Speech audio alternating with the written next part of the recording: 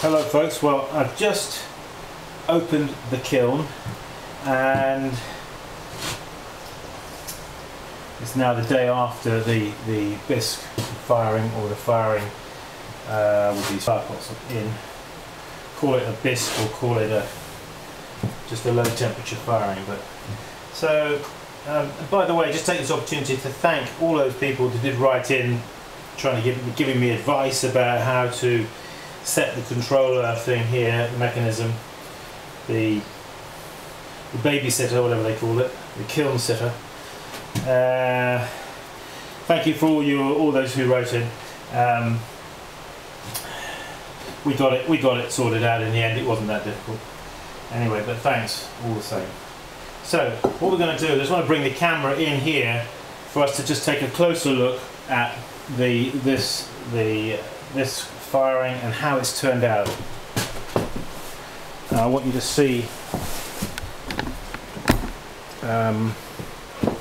how it all is. So I'm just moving the camera here, trying to maneuver it. So okay, and now I'm going to incline it downwards.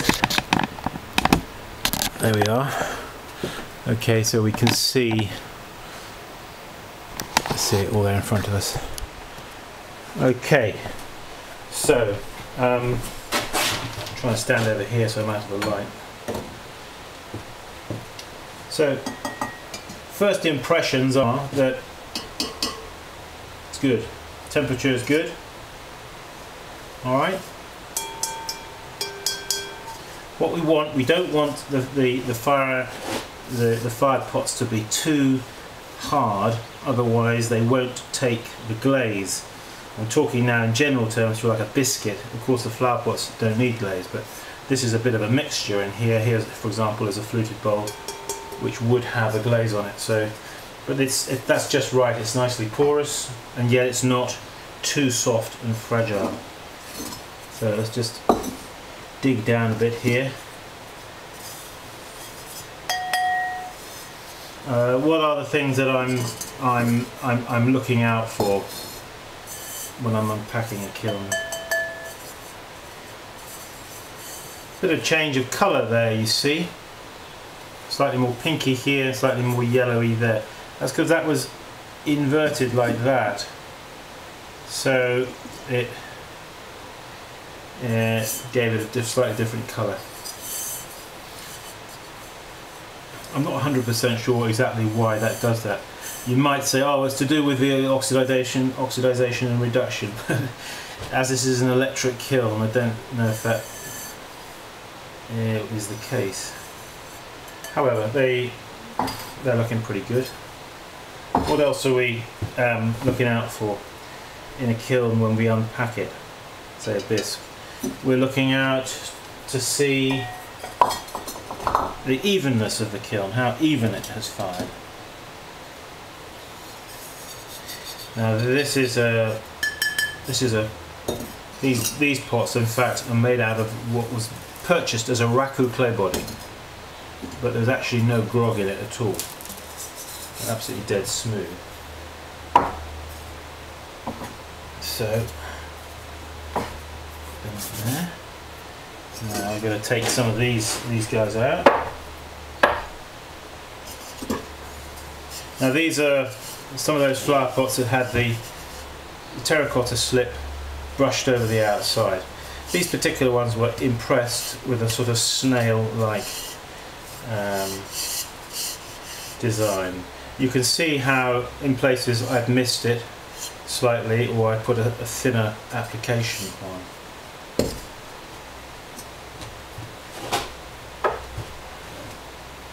So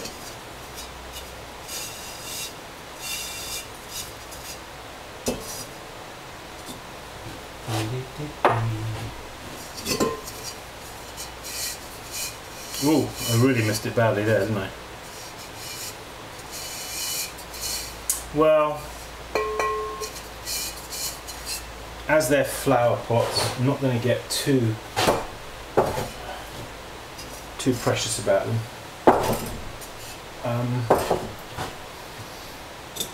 But yeah, missed the point bit there.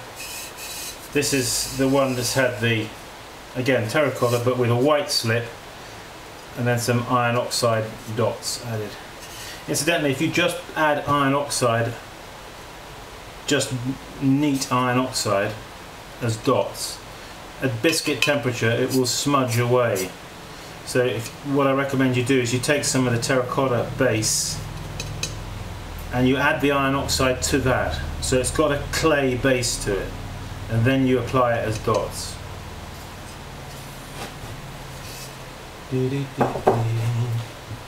So let's have a look.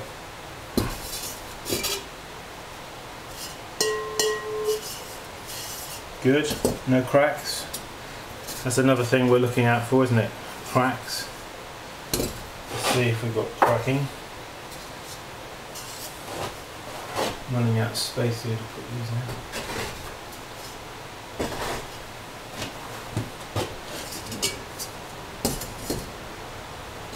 I suppose if it's a flower pot and it has a crack in the bottom, it's not the end of the world, is it? These ones I didn't actually seal them. I forgot to seal them, and I think I mislaid my seal actually. So I had to write with iron oxide on the bottom. Just my little signature. And of course I put BV there for burial.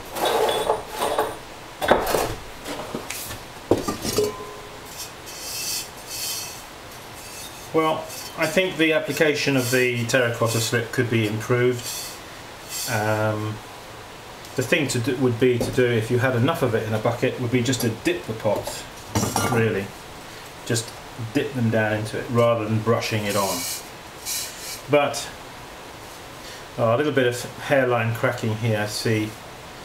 Oh, it's only on the bottom part, not actually on the inside. Just a little bit of a hairline cracking there. So, put those up there.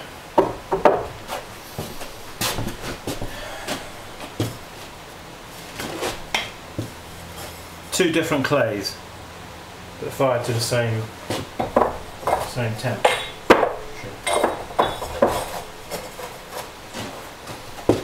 One lovely mug. Right, now let's get the shells out.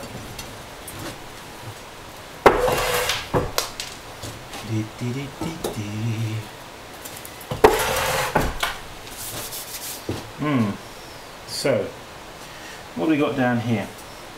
I've got an array of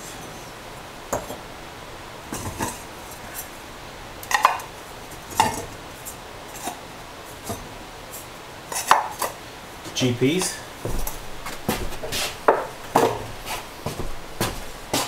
GPs, they're the bread and butter. Little double bowl. Now,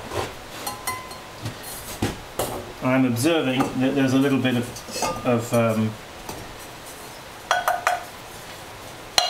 can you hear that? It's sounding just a little softer, the bisque on the bottom, but no worries, it's not. More flower pots down here.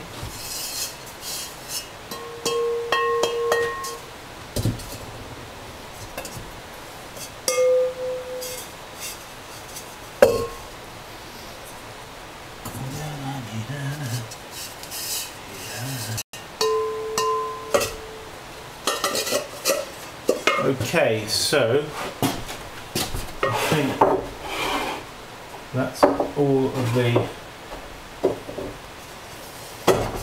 flower pots. Put them here on the shelf. Never a bad idea, by the way, to stack. If you've got a lot of bisque ware out of the kiln, putting it on your wear boards, good idea to place it upside down on the wear boards. It just stops the dust accumulating inside the pot.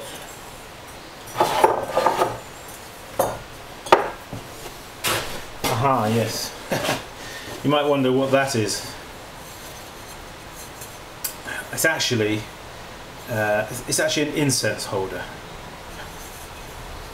It's slightly it's trimmed and I've hollowed out the base there, but it's actually an incense holder, so the incense sticks will come up here. So the ash will hopefully fall down in this saucer effort here.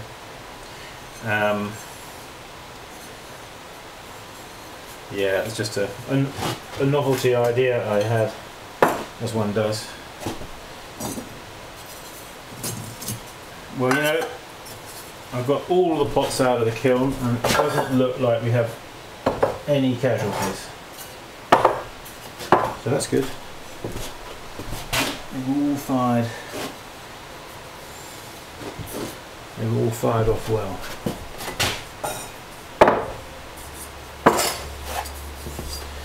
Somebody gave me this the other day. It's a handy piece of carborundum stone with a handle, which is great for cleaning off your kiln shelves. Also, if you've got crap on the bottom of your pots, more for when it's after the glaze firing, but you know, clean them off. A carborundum stone is really handy. So yeah, let's just swing the camera up here and you can see up there on the shelf there, you see all these guys up here, all this lot here.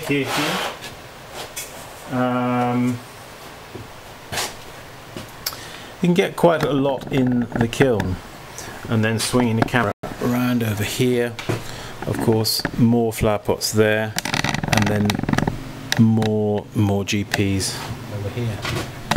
So that's good. Got to try and sell these now. That's the thing, isn't it? You make this stuff, but you've got to sell it. Who's going to buy it? Where am I going to sell it? These are all important questions, aren't they? We ask ourselves as potters. Where's the market for these things? I think actually one of the best places to sell your work, if you possibly can, is direct to the public, without a doubt. And if you can somehow set up and establish some sort of little shop or storefront somewhere where you could sell directly to the public, that's the best way. I think it's better than trying to sell through galleries. Galleries have their place, of course, but when you're selling to a gallery, you never actually get to meet the guy face to face who's buying the pot. When I started out, when I left my father at Lower Down and I went out on my own working, I didn't have anywhere really concrete where I was selling my work as such, so I decided to fill up the car with my pots, and I went down to the sort of richest part of the city. I used to live in the city of Exeter in Devon, England, and I used to go down to the place where I thought people had money, and I went down there and I park up the car, and then I would go and knock on people's doors like this. Excuse me. My name is Simon Leach. I am a local potter. Would you be interested in seeing some of my pots? It's quite funny actually, because I then hear, like, say if it was the husband who opened the door, they would sort of say something like, "Did you say Leach? No relation to Bernard Leach, I suppose?" And I would say, "Yes, I'm his grandson." And I say, "Darling, I've got Bernard Leach's grandson here." And then his wife would say, "Well, show him in, my dear, show him in." Of course, once you get into into somebody's house and you unpack all your pots and you lay them all out, and you know, it's awkward for them not to buy anything. Not that you want to put people under pressure to buy, of course. I'm not suggesting we do that, but Anyway, I'm just sharing that with you because that's how I sort of started trying to go out and sell my stuff. Of course, you can sell our work as well in places like fairs, and I've got a few bits and pieces on that Etsy shop. I haven't sold anything yet, but at least it's there for people to look at. Okay, well, there you go.